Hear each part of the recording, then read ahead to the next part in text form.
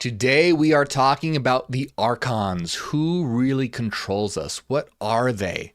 And how to defeat them. It's going to be really good. We're taking a look at the secret book of John, which describes these beings, the Archons, as well as the banned Gospel of Mary Magdalene that talks about how to defeat them, and then the tripartite tractate, which has a very interesting perspective on them that almost puts them in a functional or positive light. You'll see what I mean, but we're taking a look at these beings, these Archons, that are dark entities that have been said to manipulate consciousness and reality. We're going to be taking a look at what they are, what these banned texts say about them, and how to defeat them. So that's what we're talking about today. It's going to be really good. We have a lot to look at. Now, before we get started, I just want to say, hey, if you enjoy my work, please like and subscribe so that we can spread this information. It's just a quick click for you or a tap, but it helps out a lot. Also, if you enjoy my work and you want to support it and see this channel grow and create bigger and better content, consider supporting on Patreon. It's the best way to support my work. Just go to patreon.com/MorgueOfficial.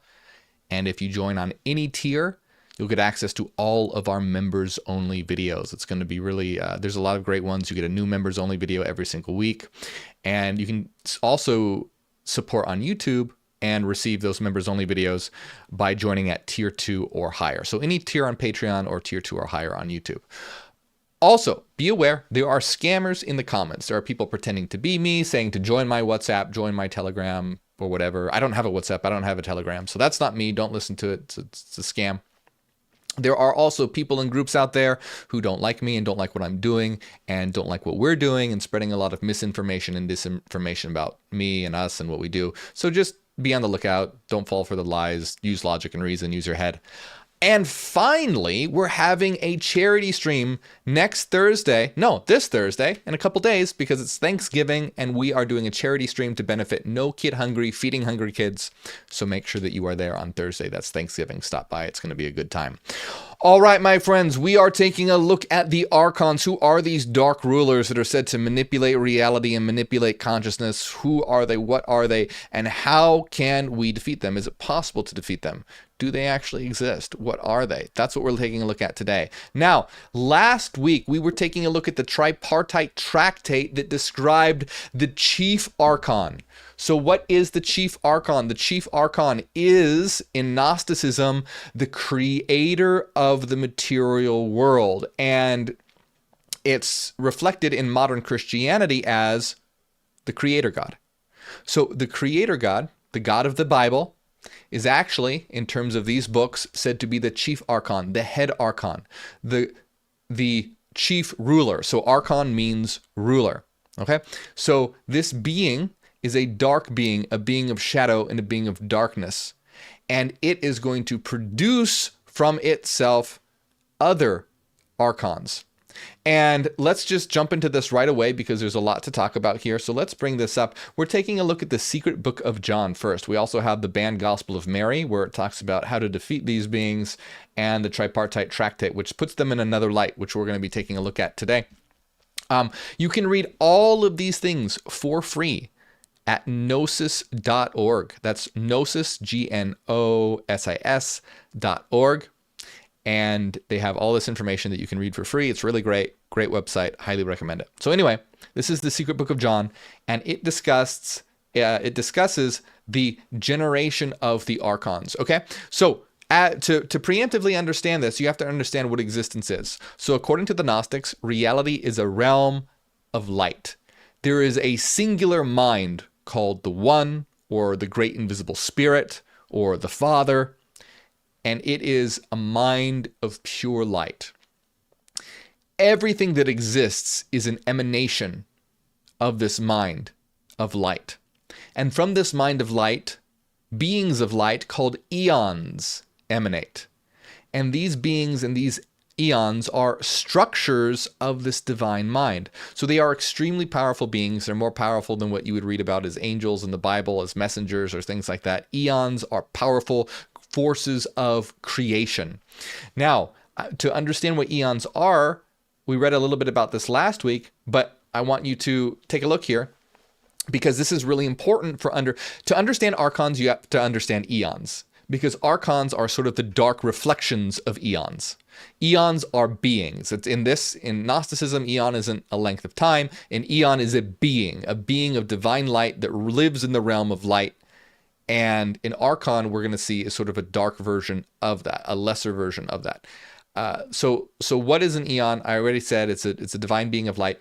But let me read to you what it says here in terms of the eons in the secret gospel of John.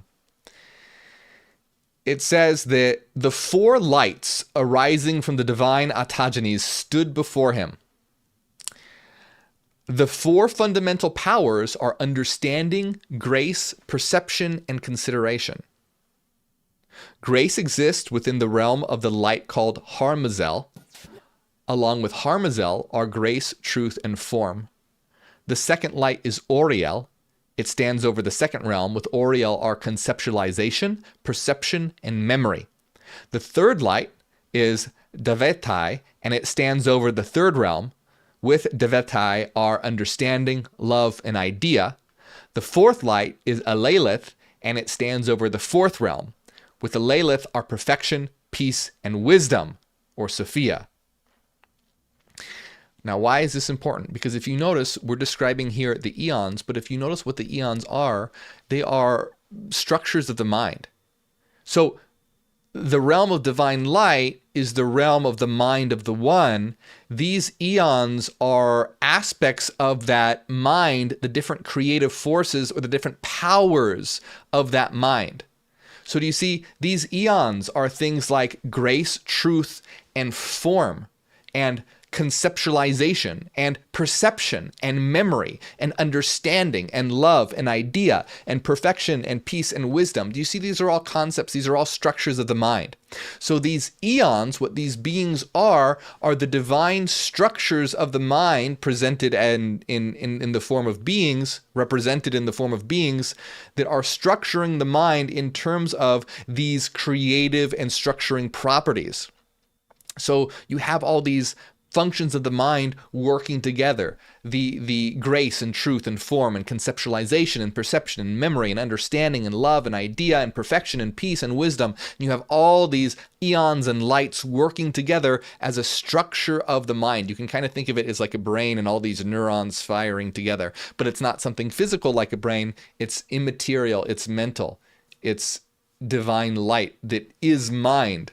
And you have these eons, which are these beings that are these structures of this mind. Now, you'll notice that one of them is wisdom or Sophia. Wisdom or Sophia is what ultimately gives birth to the Archons. And we talked about this last week, so I'm going to go over this just real quick as a refresher, because it's important to know the eons' relationship to the Archons. So, Sophia wants to create something on her own, outside of what the divine mind is doing. So this divine mind works in harmony, works in unity, and all the eons are paired together with a masculine and feminine counterpart, and they work together and create together. Sophia wants to create something of her own. So she makes a creation outside of the harmony of the one and without her partner. So she's creating out of symmetry. So you can picture this as picture like a perfect mirror, and it's absolute perfection. But when something happens that's out of harmony, it's like a fracturing. Now, that's not exactly how this works, because the realm of divine mind stays completely intact. But what is produced is something that is, according to Gnosticism, malformed, because it's created out of harmony. So basically, Sophia wants to create something on her own, and she does. And because she is a powerful eon, a creation is born from her work, but it is malformed and not of the realm of divine light. This is the first Archon. This is the chief ruler, which in the secret book of John is called Yaldabaoth, or the Demiurge. So Yaldabaoth, Demiurge means creator. Yaldabaoth is the chief Archon, the head Archon. In Christianity, this is the God of the Bible. this is the creator God of the Bible. So Gnosticism says the creator God of the Bible is actually the chief archon born from Sophia's creation that was out of harmony with the divine mind. So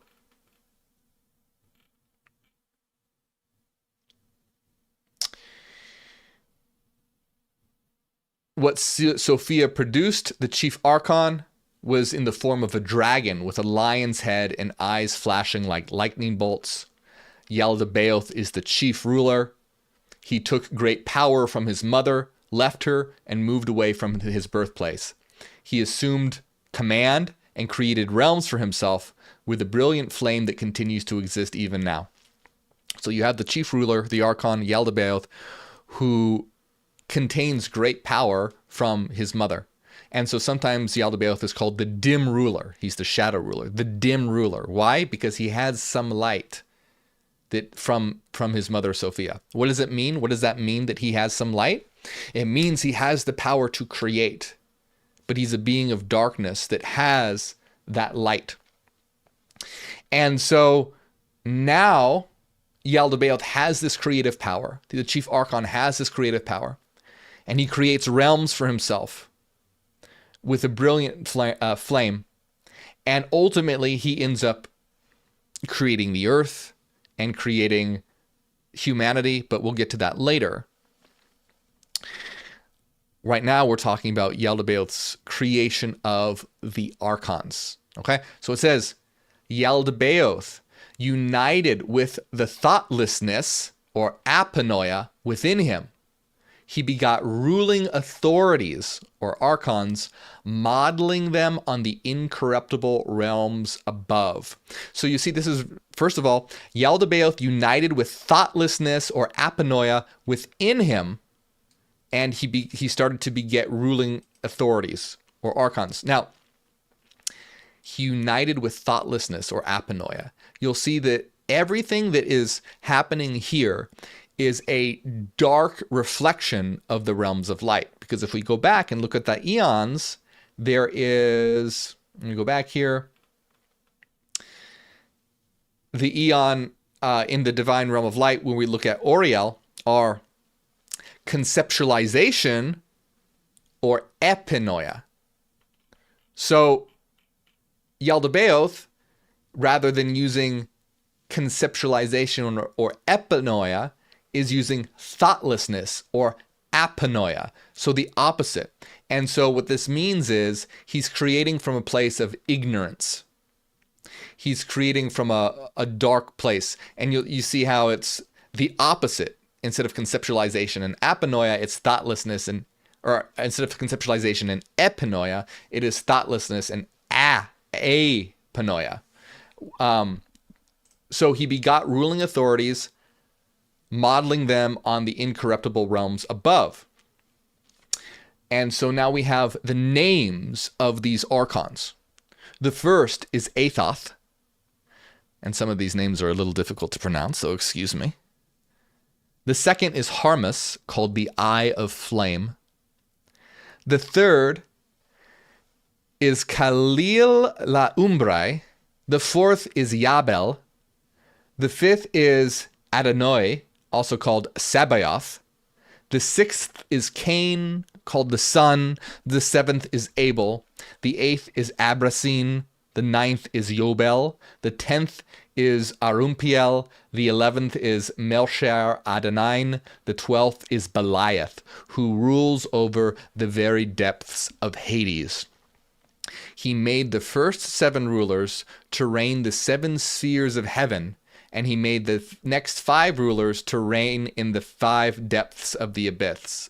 So you have 7 of the rulers reigning over the sphere in heaven, meaning the planetary spheres that were known at the time, the various planets, the 5 known planets and the sun and the moon.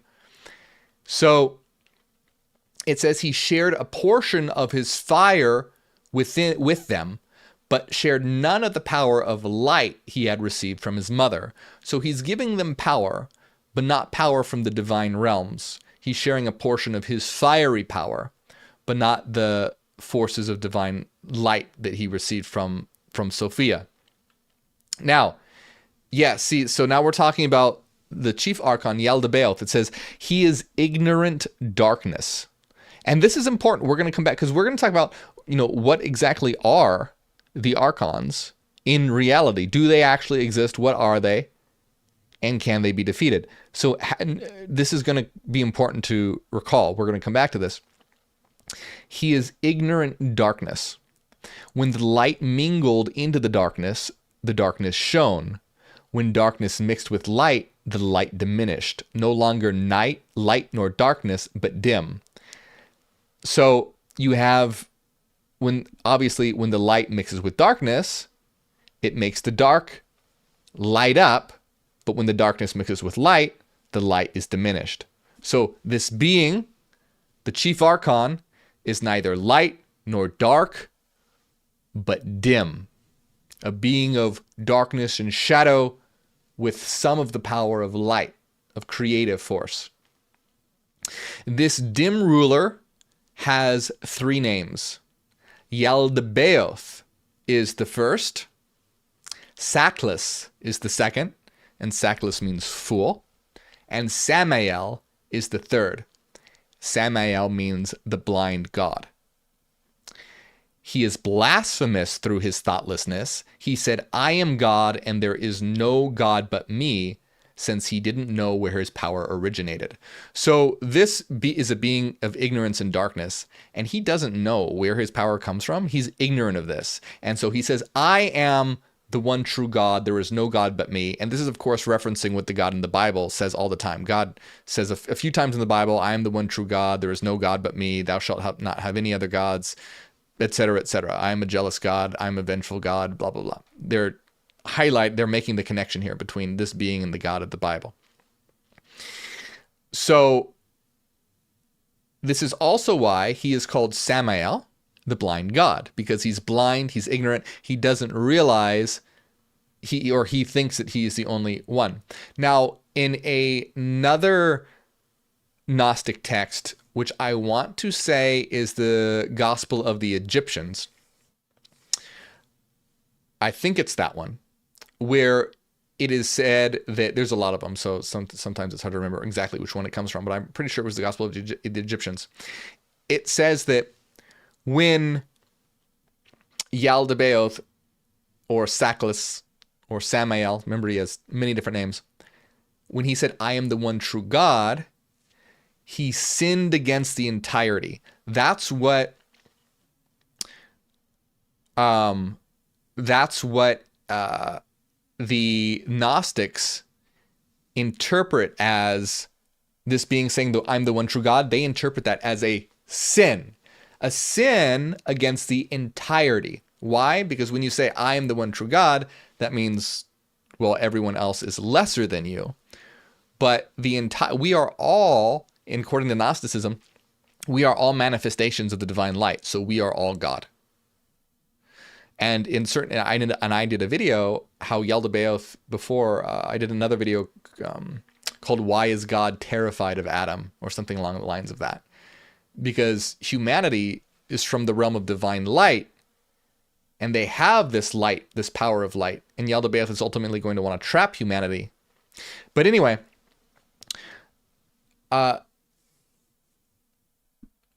his rulers created 7 authorities for themselves.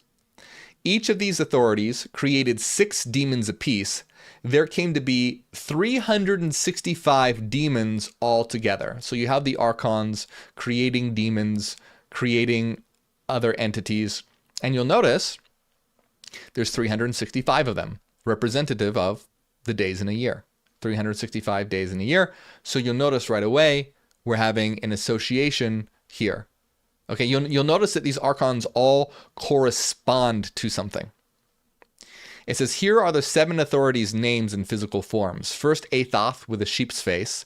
Second, Eleos with a donkey's face. Third, Astapheos with a hyena's face. Fourth, Yeo with the face of a 7-headed snake. I like that one, that's cool. Fifth, Sabaoth with the face of a dragon. Sixth, Adonin, whose face is that of a monkey. 7th, Sabateos, with the face of flame and fire. These are the 7 of the week, And these are the authorities that rule the world. So see, you have 365 demons that correspond to the days in a year. And then it says, and then they name 7 of them and say, these are the 7 of the week. So correspond to the days in a week.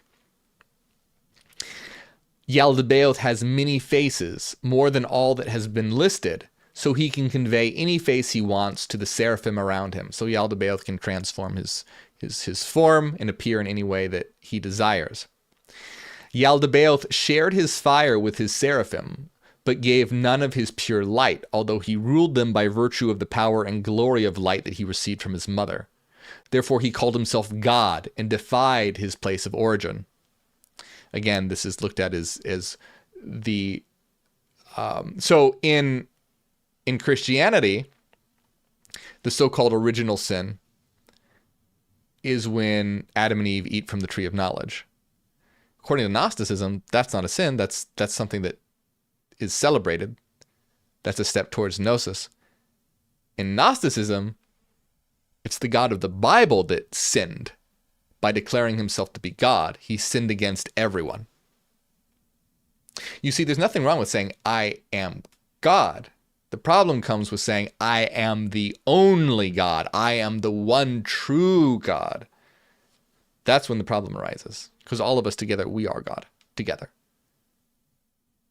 And one placing oneself above the rest, elevating oneself to apotheosis while declaring the rest to be inferior, that is the sin that the Creator God committed, the chief Archon.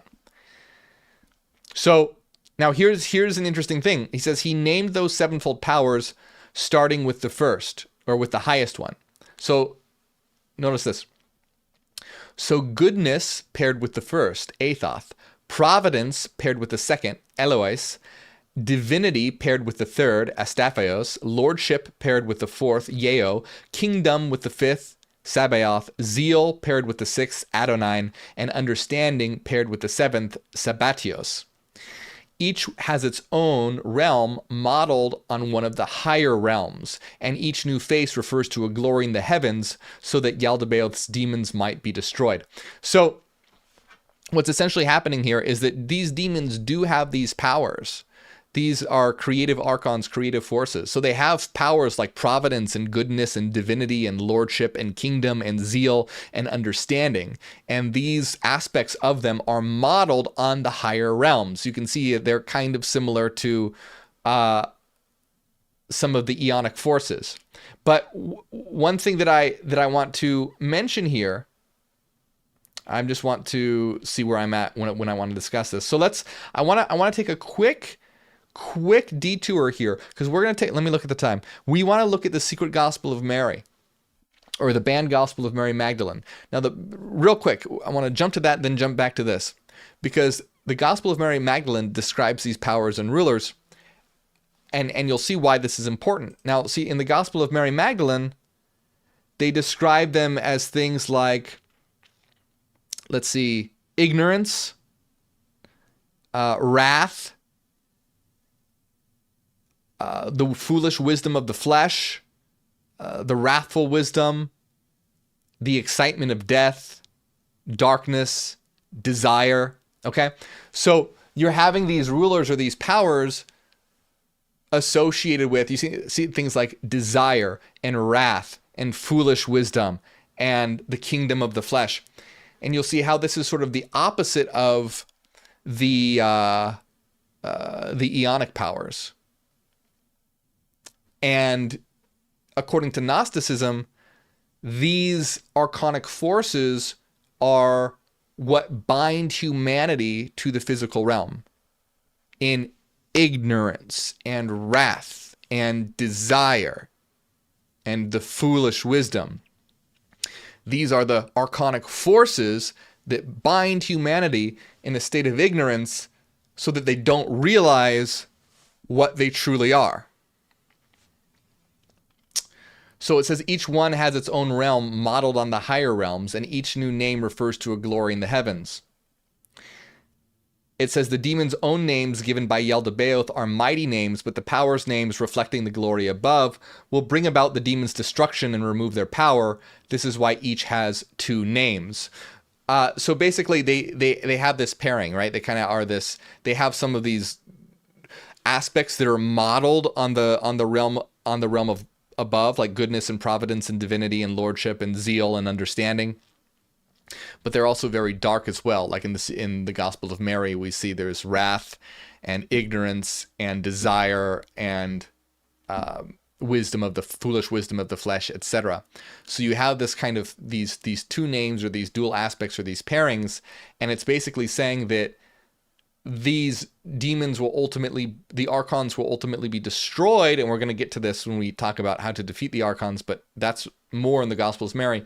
But it talks about how ultimately they kind of contain the seeds of their own destruction, because they have these, they're modeled, they have this one aspect of them that's modeled on the realm of light, and ultimately that's going to overcome or destroy them, and we'll see why that is. Now,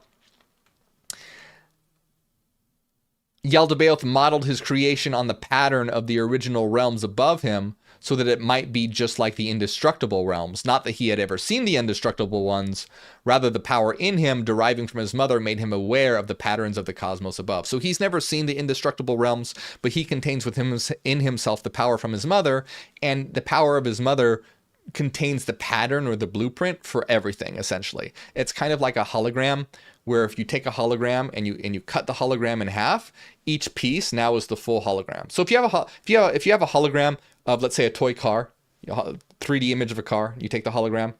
If you cut it in half, you're not going to have the left piece of the car and the right piece of the car. Both pieces will still have the full image of the car. And if you cut it in quarters, each quarter will have the full image of the car. Each part will contain the whole. It's pretty cool, right? So it's kind of this idea, this holographic principle, in which Yaldabaoth contains even though he's never been to the indestructible realms and isn't really even aware of them in a certain way. He kind of is, but he's aware of them because he has the pattern within himself, within that light from his mother. And it says, when he gazed upon his creation surrounding him, he said to his host of demons, or Archons, the ones who had come forth out of him, I am a jealous God, and there is no God but me. Of course, this is a direct reference to the Bible, where in the Bible, God says the exact same thing. And it says, but by doing this, he admitted to his demons that there is indeed another God, for if there were no other God, whom would he possibly be jealous of? So the secret book of John is saying that, hey, it says, I'm a jealous God and there is no God but me. It's saying that he kind of, it's almost like a Freudian, not exactly like a Freudian slip, but it's like a psychological fumble, where it's saying that by doing this, he admitted to his demons that there is another God, because if there was no other God, who would he be jealous of?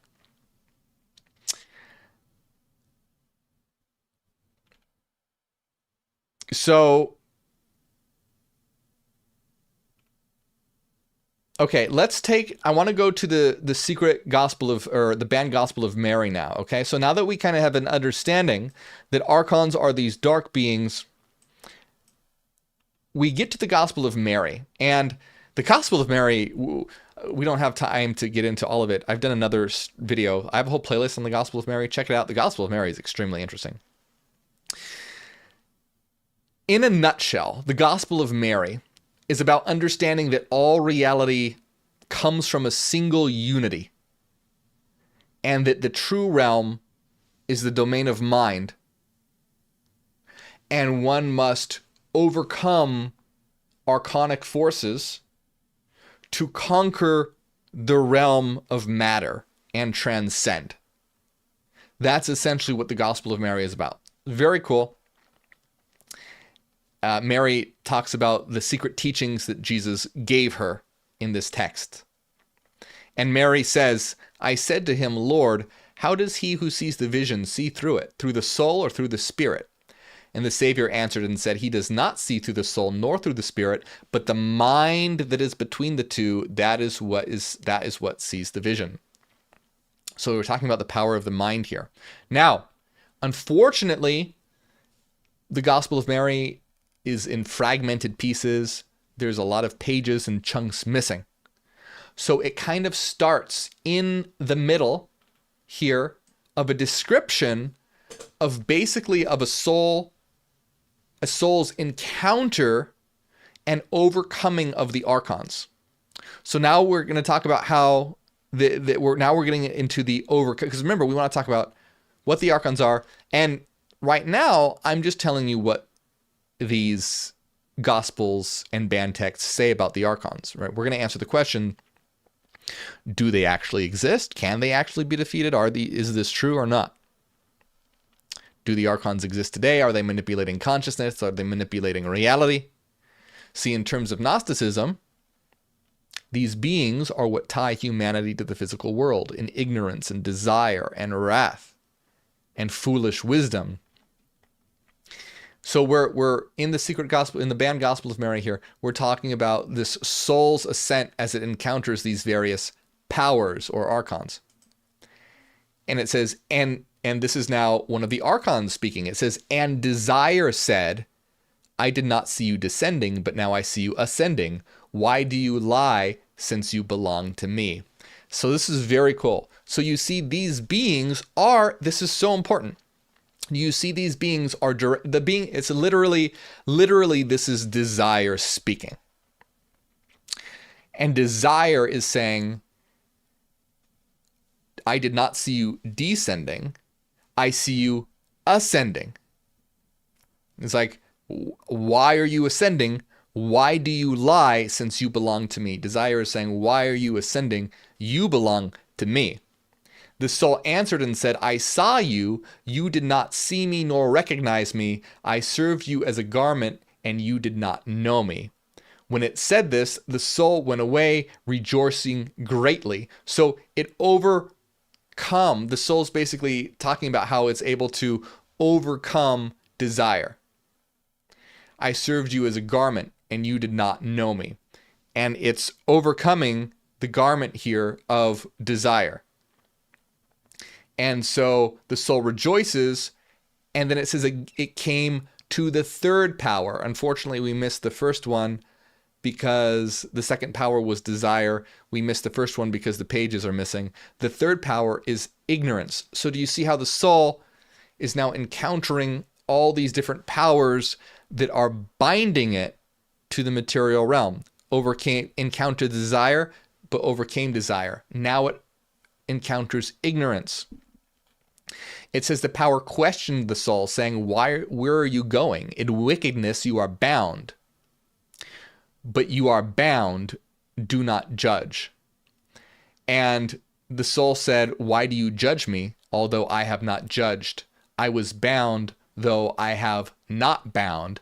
I was not recognized, but I have recognized that the all is being dissolved, both the earthly things and the heavenly.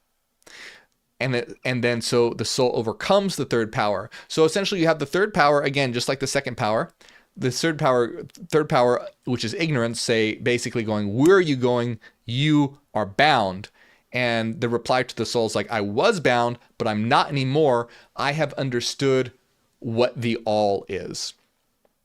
The all is being dissolved, both the earthly things and the heavenly. Everything is returning to that pure state. So through the understanding of basically reality or the all, ignorance is overcome. So they overcome desire, they have understanding of the all and overcome ignorance.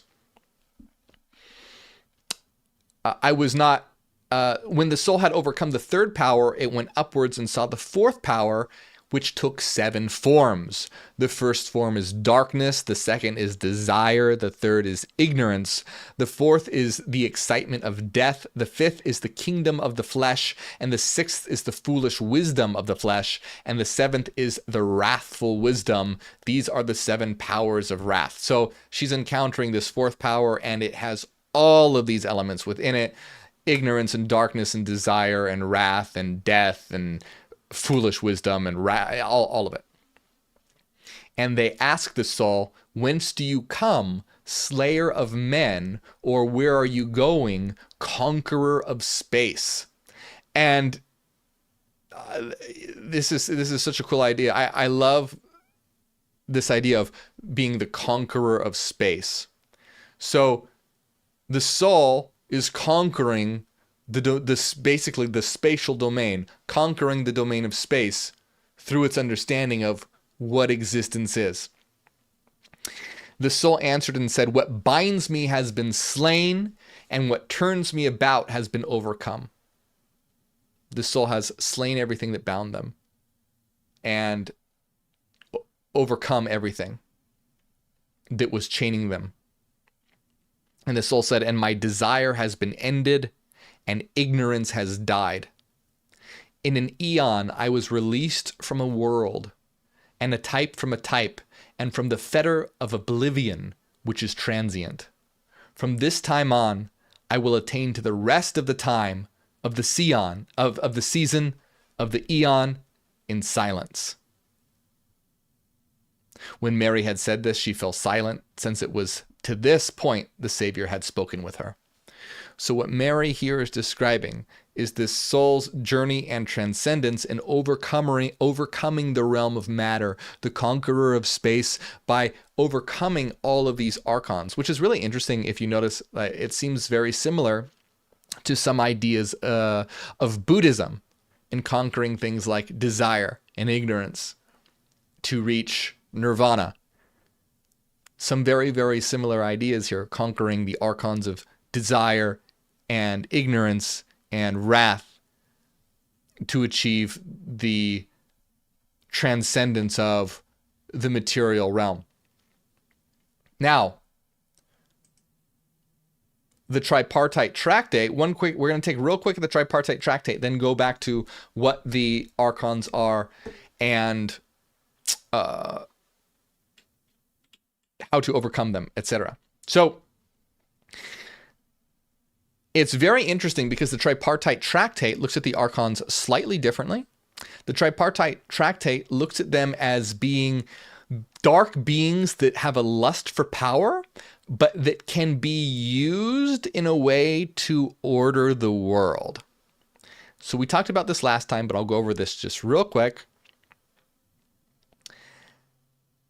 It says the Logos, and the Logos is the divine ordering function. And the Logos here is basically the same being as Sophia, just described in a different way. So the Logos, or what we know as Sophia, knows the agreement in the lust for power of the two orders.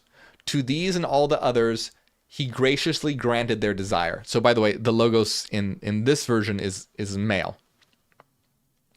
He gave to each one the appropriate rank, and it was ordered that each one be a ruler over a place and an activity. So basically, the ordering function, the Logos, what we know as Sophia, but this is just called the Logos and presented as male here, sees these beings and see that they're basically fighting amongst each other, and they have a lust for power, and they all want to dominate each other. And the Logos here sees this as a useful way to order the world. And he gave each one a rank and ordered that each of them be a ruler over a place and an activity. He yields to the place of the one more exalted than himself in order to command the others in an activity which is in the allotted activity which falls to him to have control because of his mode of being. As a result, there are commanders and subordinates in positions of domination and subjection among the angels and archangels, while the activities of the various types are different. Each one of the archons, with his race and his prerequisites to which his lot has claim, just as they appeared, each was on guard, since they have been entrusted with the organization, and none lacks a command, and none is without kingship, from the ends of the heavens to the earth, etc., etc. Essentially, long story short, these are beings that lust for power, are fighting amongst each other, trying to dominate each other, trying to gain control, trying to get all the others to submit. The Logos is looking at all this, going, hey, you know what? Let's use this to order the world. And so he assigns them ranks and gives them places of authority to which each one is able to do, which each one is appropriate. And so now you have a hierarchical system of archons. There's subordinates and commanders, each one having a certain activity, a certain function, a certain thing to do. And over all the archons, he appointed them an archon, capital A, with no one commanding him. He is the Lord of them all. That is the countenance which the Logos brought forth in his thought as a representation of the Father of the totalities. So in this version, the Logos appoints one of the Archons to be Lord of them all. And this is what we know as Yaldabaoth. So this version is a bit different. There are the Archons, but they're being used to order the world. And the chief Archon is appointed by the Logos to rule them all. But here's the interesting thing. It says this Archon is brought forth as a representation of the Father of the totalities. So it's a representation or reflection of the all. Therefore, he is adorned with every name which is a representation of him, since he is characterized by every property and glorious quality. For he too is called Father and God and Creator and King and Judge and Place and Dwelling and Law. So basically, in this version, the Archons aren't completely bad. They are malformed versions and reflections and beings that have a lust for power. So I've talked about, I'm not going to go into any more on this because we talked all about this last time. Watch my video that precedes this one, all about how Yaldabaoth was created. And it talks about essentially how this version, in my opinion, is an attempt to get Christians more on board with this way of thinking, because in this version it's not right out, oh yeah, the God of the Bible, that's an evil demonic being that's basically torturing you here. Instead they're saying, oh well, it's a lesser being and you can still call it God and Father and Lord. You can still worship this God and call it, well, I don't know so much about worship, but you can still praise this God and call this God these names, because it's a reflection or representation of the Father, but ultimately it's a lesser being. So in this version, you have Archons as beings that want power and want to dominate, but have been used to order and construct the world. So what are these things? What the hell is going on? Well, as you can see, the common theme here is that Archons are representative of certain powers, and these are the powers that keep humanity bound to the material world. So, do these beings actually exist? What are these beings, etc.? So this is a very complicated question. And I'll give a simple answer and a more complex answer, okay? So the simple answer is that these beings are archetypal representations of aspects of the mind. We are all eternal minds. We are here in what we call the holos, experiencing in a realm of localization, differentiation, of separateness, but ultimately we come from the realm of pure dimensionless frequency, the realm of thought, the realm of mind. We don't realize this. We are bound in ignorance. We are bound in different aspects that tie us to the material world.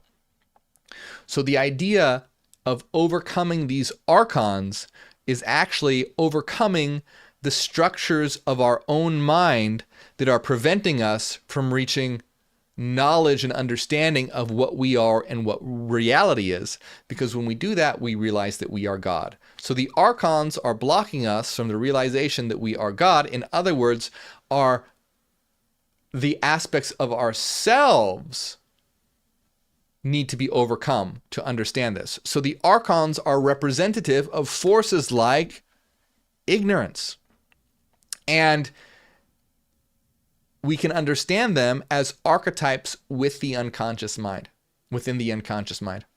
So you have these Archons that are blocking our power, such as ignorance and desire and wrath, etc. But here's the interesting thing. One doesn't necessarily want to, and this is where we diverge from Gnosticism. One doesn't necessarily want to destroy these Archons, but rather integrate them. And that's where we align slightly more with the Valentinian interpretation, where these are chaotic forces, but they can be used in a productive way. So this now has to do with deep psychology. Psychology, when you're dealing with these unconscious archetypal forces, there's no way to get rid of them. You can't erase them. These are structures of energy. Energy cannot be created or destroyed, only transformed. So that's very important to understand. You cannot destroy these things. You can transform them. You can work with them. You can integrate them. So for example, if you have wrath, if you have an anger problem, you can't just erase your anger problem. You can't just ignore it, because it's going to build and build and build and build. And it will direct your life from the background, like a program running in the background that you're not aware of. It'll direct your actions. It'll cause addictions. So one can't just ignore it.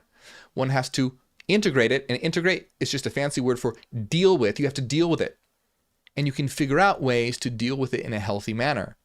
Perhaps, for example, you channel your wrath towards using it as a source of passion to bring about world change. Perhaps you go to a peaceful protest. You make signs and banners, or you start creating things to disseminate information. You use that as a force of power. Now, of course, this is something you'd absolutely, if you have an anger problem, you're going to want a therapist, and you're going to want to talk to your therapist about this. But it's about finding ways to integrate and all these different aspects of your life, like desire as well. You're not just going to be able to snap your fingers and get rid of desire, but you can be able to manage your desires and transform them into will. Will is ultimately just a desire that is actualized, and you can use these forces of desire and channel it into will and channel it into productive, again, things that can be productive to your life and to the world. You can channel you can't just get rid of desire, and you wouldn't want to get rid of desire in the first place. If you got rid of desire, you'd never get out of bed. You get out of bed because you have desires that actualize as will. Will is just a desire that is actualized. So your will and desires, your desires and will, they drive you. And so you can't eliminate desire, but you can use it to transform your life by guiding it and using your desires to manifest a will that you have to live a better life, to embark on that career that you want to embark on, or pursue that artistic passion that you want to do, or help change the world by creating materials and giving talks or whatever. You work, these are creative forces that one works with. So in this aspect, we align more with the Valentinian interpretation, in which these beings are chaotic but can have a certain function. Now, so for example, what about Yaldabaoth, the chief archon? Yaldabaoth, the chief archon, has been interpreted in a number of ways. And I'm going to get into, well, do these beings actually have a real existence? And that gets a little more complex. I'm going to answer that after this, okay? But first I want to talk about them as structures of the mind and of the psyche. So Yaldabaoth, what's Yaldabaoth? So there's been two interpretations of Yaldabaoth. One of it is that Yaldabaoth just represents the shadow, or just the unconscious in general. The totality of your unconscious domain, the sea of darkness that you're not aware of. Some people think that that's what Yaldabaoth represents. Other people say that it represents the ego. And I think that's a very, very interesting interpretation, because what does Yaldabaoth say? I am the one true God. There is no other God but me. Yaldabaoth thinks he's the one true God. He thinks he's the best God, or the only God, and that there is no other God. Well, the ego, if one identifies with the ego, it's the same idea. One believes that the I, the egoic I, is all there is. Oh, it's just me. That's it. And when you identify with that, for example, everyone has a certain egoic structure, such as, it's how you understand you to be in this particular manifestation. So you are a boy or a girl or non-binary. You have green eyes. You are a doctor. These are all things that form your egoic identity. And the ego, if you identify with the ego, you think that's all you are. That's really what you are. That's it. But you're not. You're much more than that. You are an eternal Zedic mind. You are a being of frequencies that has had many lifetimes. And you're not just this as well. You're the entirety of your unconscious, even talking about just a personal mode in this particular lifetime. You are all the unconscious contents that make you up. That's part of you as well. Just the egoic part is just a small piece of what you are. And so in this case, if we understand this, conquering Yaldabaoth would be overcoming the ego by no longer identifying with the ego. Not identifying with the ego. But here's the thing. You don't want to destroy the ego, because if you destroy the ego, what happens? The ego is your sense of self. It's your sense of, the ego is the structure that allows you to have the concept of I. If you had no ego, you would start to become more like an instinctual animal. The ego is the center of your field of consciousness. So the ego is not something you want to destroy, but you don't want to identify with it. And that's how you overcome it, because you can use it as a way to interact with reality. Ego is what allows you to interact in socially. The ego and the persona are what allows you to interact socially. Just like a body, a physical body, is what allows you to physically interact with the world. An ego, and by extension, the persona, is what allows you to socially interact with the world. It allows you to have an I and a sense of who you are, but you don't want to identify with it permanently. You can use it, but you want to know that ultimately you're more than that. I believe it was Carl Jung who said that, the ego is the servant of the higher self, or the servant of the self with the capital S. So in Jungian psychology, what you are is the self with a capital S, what we would call the higher self. And this is the totality of you as a mind. Your consciousness, your unconscious, everything of you is a mind. The ego is a substructure that's the center of your field of consciousness and has the self as its archetypal core, but is not itself the self. It is the servant of the self, and one does not want to identify with it, because if one identifies with it now, and see, that's and this is one of the ultimate obstacles. This is why people talk about having an ego death. And when they have an ego death, what do? They realize that everything is interconnected, that all reality is a singular structure experiencing itself. This is what's commonly reported when people have what's been termed as an ego death. But you don't want to exist in that state permanently. If you existed in that state permanently, there'd be no way to interact with this reality. You would be in a non-local domain.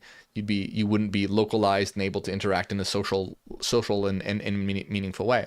So you want to be able to understand that you're not the ego, but you want to also be able to use its ability to interact in the world. And so, again, we can see this interesting idea of Yaldabaoth sort of being the ultimate thing that one must conquer. One must conquer ignorance and desire and wrath and the ego and the self. And not the self with the capital self, but the ego. But again, it's important to realize in a healthy mind, these things can't just be ignored. They can't be, you can't get rid of desire. You wouldn't get up in the morning. You shouldn't get rid of the ego. You'd be an instinctual animal. And same thing with all these different aspects. All these different things, you can't just eliminate them. Energy cannot be created or destroyed. And these are energetic structures in your mind.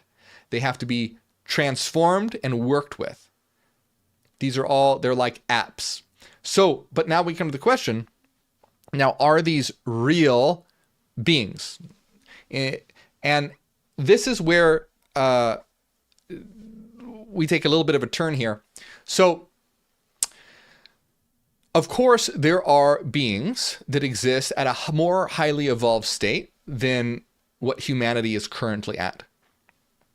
And there are, in my opinion, extrapolating from all the different studies that I've done in philosophy, mathematics, and the occult and esoterica and all that, there are beings that have a negative intention for humanity, though they don't believe that their intentions are negative. But what they want to do is implement a forced hierarchical structure on all reality. So basically you have positive entities with positive intentions that want to help humanity grow so that we become co-creators here in a world where we are all divine and creating together as a collective. And then you have beings who instead want to have a coercive unity or a force unity where a strict hierarchy is imposed, where there is a certain elite at the top that benefit, and everyone is sort of fighting in the ranks to achieve higher and higher levels to try and get to the level of elite status in this sort of coercive unity. It becomes a slave framework. So you have a slave framework where these negative entities, and of course they don't believe they're doing anything bad, they think that they're uniting the world, but they're doing so in a hierarchical structure. And so you can see this is kind of reflective of the idea in the Valentinian Gnosticism, where they talk about these beings being, constantly lusting for power and trying to dominate each other, and then being ordered into a hierarchy with commanders and subordinates, etc. So, I do believe that higher beings do exist with a negative intention for humanity. Now, the way that they do this, in my opinion, is I believe they influence things in a subtle way by imposing certain ideas and philosophies in the world that get people to gravitate towards their wavelength, so to speak, or to their understanding, to try and sort of like unconsciously push people towards believing that their way of seeing how reality should be structured is correct, so that they can then integrate those minds into their slave framework, into their network, because those minds now agree that this is the way that reality should be, and so they integrate with that. So I want to be clear, when I talk about Archons, okay, when I talk about Archons, I am, in my opinion, they refer to structures of the psyche, like we talked about, that can be worked with and overcome, not literal beings. However, I do believe, like I said, that there are literal beings that are working to push humanity and the universe towards a hierarchical structure that is ultimately negative and coercive, and establish a slave-like framework. Now, I want to be clear, though, that I'm not saying that these beings are... I'm not saying that they created the earth and they created humanity and spliced alien DNA into to genetically manipulate humanity so that they would be a slave race or anything like that. There's a lot of people who claim things like that. There's no basis for that. Could they have spliced human DNA into alien DNA, into whatever, to create a slave race or whatever? Is that possible? Sure, it's possible. But I want to be very clear. Remember, in meta-rationalism, we want to understand metaphysics rationally. There's no rational basis to say that that is true. We don't know that that is true. It's not likely. There's not much that points to that. However, ultimately, guess what? It doesn't matter. It doesn't matter. It doesn't matter. Because that's all a distraction. All of that is distraction. What we need to do is be transforming ourselves and transforming the world. And transforming ourselves has to do with overcoming ignorance and understanding what existence is and raising our consciousness and gaining power and transforming the world. All this other stuff is a distraction. Now, if you're interested in it in like a hobby, that's totally fine. I think some of that stuff's fascinating. If you want to, look at that stuff, that's fine. But if people become so obsessed with it, then now they're like, oh, well, we got to talk about, the Archons are splicing human DNA with alien DNA and they're manipulating blah, blah, blah, blah. And there's shape-shifting reptilian. And people get so obsessed with that. That's what their whole life becomes about. And then that right there is a mental trap that's stopping you from evolving. stopping you from reaching a higher consciousness. Those ideas are limiting your consciousness if you are so obsessed with that you're not actually doing the work. It's a distraction. And that's the ironic thing, is that people are succumbing to archonic forces if you get so obsessed with these conspiracies that you're no longer working on yourself and your own transformation. So I just want to be really, really clear. Looking at those things can be, if you do that as a hobby or whatever, that's totally fine. It's interesting, but ultimately there's no rational basis for it. So we can't say whether it's true or not. Unlikely. It's unlikely. But it doesn't matter. None of that matters. What matters is raising our consciousness and creating a better world, overcoming these archonic forces by integrating these powers within us and creating a world that is reflective of true unity, where we are true creators together here, creating a world through our creative forces, our creative powers. Our goal isn't to escape the material world. Our goal is to transform the world. It is our kingdom here on earth. And that's where our system aligns more with the Gospel of Thomas, another banned text where Christ says the kingdom is within you and all around you, meaning it's a state of consciousness and here, right now, that we can create. And so we have these creative forces. We can harness all these energies within us. That's the idea. Reality is pulsing with energy. This energy can't be created or transformed. This is energy that we need to harness into creative force to transform ourselves and to transform our lives. So ultimately, these archonic beings we can understand as structures of the psyche that we need to integrate, deal with, and overcome to be powerful beings. And it's also we talked about entities as well that could exist, but we have to not be distracted. We have to work on transforming ourselves and not get wrapped up in too much conspiracy and all that. Again, it's fine for a hobby, but if it takes away from actually doing the work to raise your consciousness, if all you do is study about alien DNA being spliced and never pick up a philosophy book or engage in mindfulness or, many other practices like metacognition, concept networking, phenomenological experience, if you're not doing any of that and you're just looking at ancient alien history on Netflix or whatever all day, that's not going to raise your consciousness. It's going to lower your consciousness because you're distracted and you're not working on what will actually raise it. So that's really important. If you enjoy those shows, that's cool. They're interesting. But actually, you work on what's really important, raising your consciousness, reaching a state of all awareness and hyper awareness. That is how we tap into our power. That is how we gain apotheosis and actualize into the gods that we all are. So I hope you enjoyed that.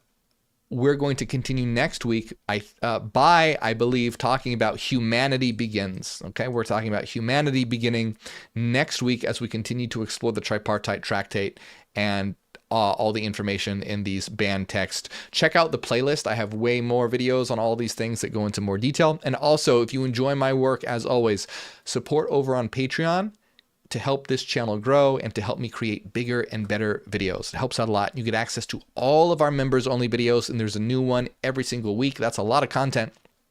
So you can support on any tier on Patreon. The link is right here, patreon.com/MorgueOfficial, or tier 2 or higher on YouTube to get access to those members only videos. And as always, remember, this isn't church, so don't feel obligated to support monetarily. You don't have to. There are plenty of free ways you can support. However, I do appreciate it very much. It's what allows this channel to grow and allows me to create bigger and better content. I want to give a big shout out to everyone who does support, especially Renaissance Fairy, Cassidy, Angela, the Halloween Mom, DB, Enki, Nuselina, Paul Rogers III, Eric Fire, Massam, Christopher Smith, and everyone else. Thank you very much.